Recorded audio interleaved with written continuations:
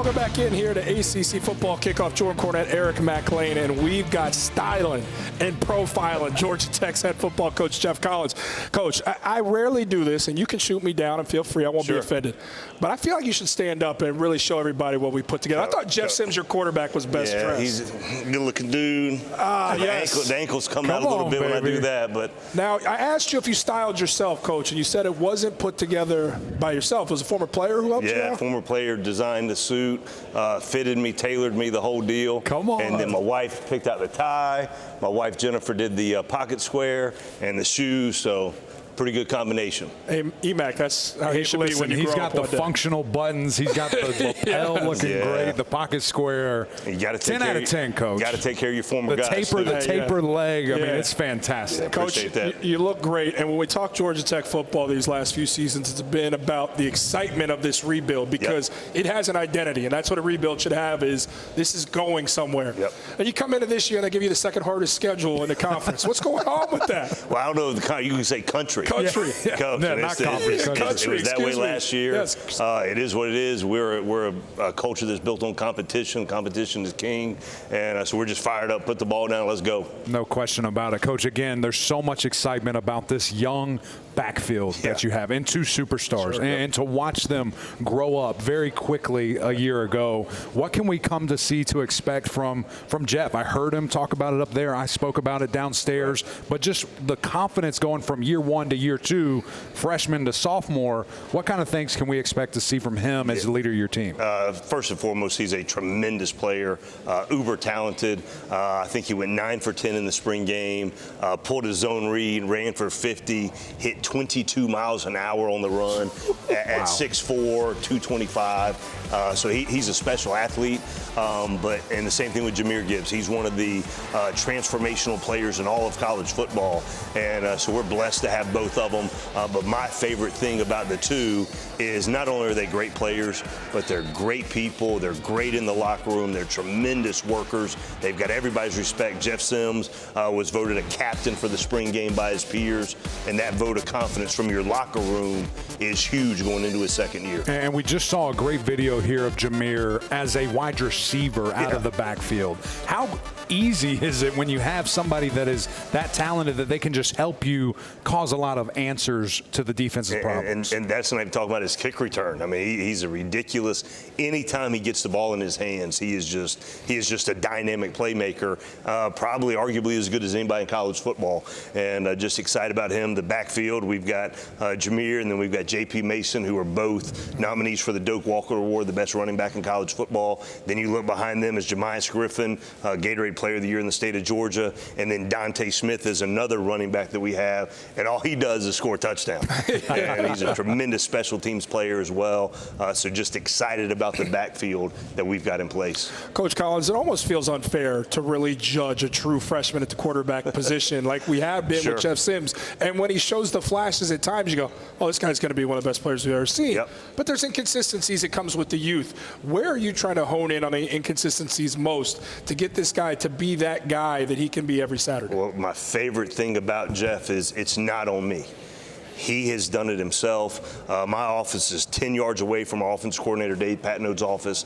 There's not a time over the last 7 months that I've not walked by Dave's office and Jeff is either watching the last year's tape, watching cut-ups of even stuff that we did at Temple, or just studying defenses that we're going to play next year to make himself a complete player.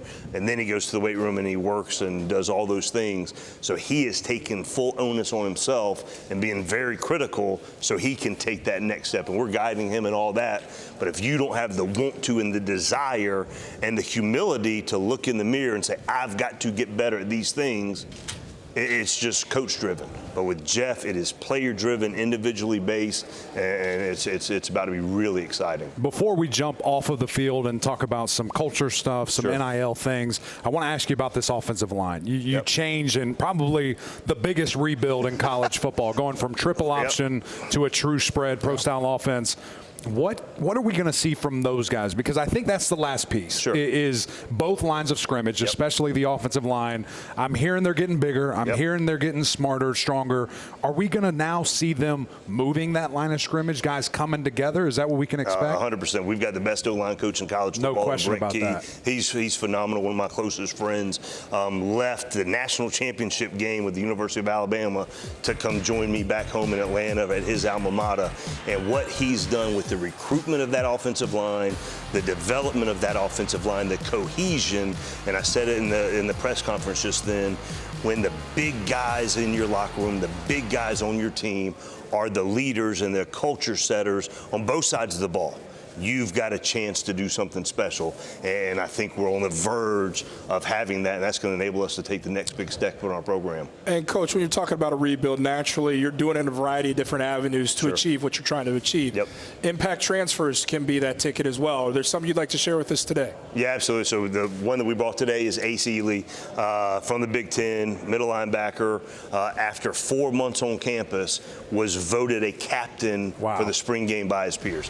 He's 6'4", maybe 6'5", 240 pounds, can run, can hit. But the energy, the vibe, all of those things that he brings to our program, that's a lot of transfers.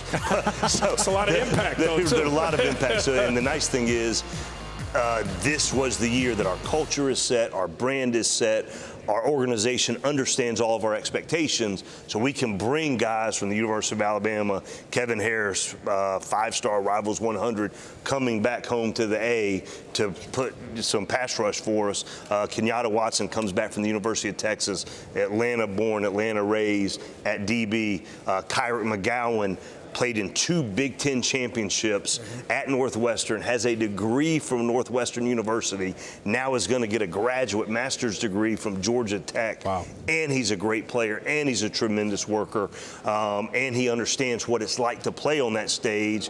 So those guys come into our culture, learn our culture, then they elevate it, and that's really exciting.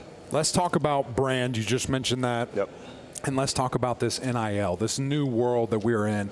You're in the heart of Atlanta, the A, the 404. Yep. The opportunity seems endless. What kind of things, I guess, are you guys putting in place, whether it's education, opportunity-wise, bringing in companies just for these guys and getting them ready? Yeah, so the easiest thing was establishing a 404 Academy. So we teach them how to navigate this space, all the best practices that they need to go through, protocols, all of those things to elevate their brand and to have safeguards to make sure they're doing it the right way. So we're doing all of those things, right? And I think if you look around college football, most programs are doing it.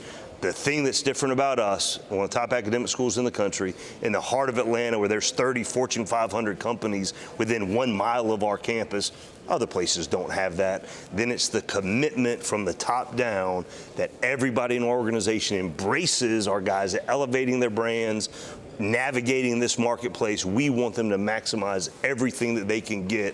And we're blessed that we have really good dudes that are highly intelligent, have great character, see the big picture, and understand that their performance and them playing well and us winning only helps to elevate their own personal brands. And then it can just maximize all their potential at one of the top academic schools in the heart of Atlanta.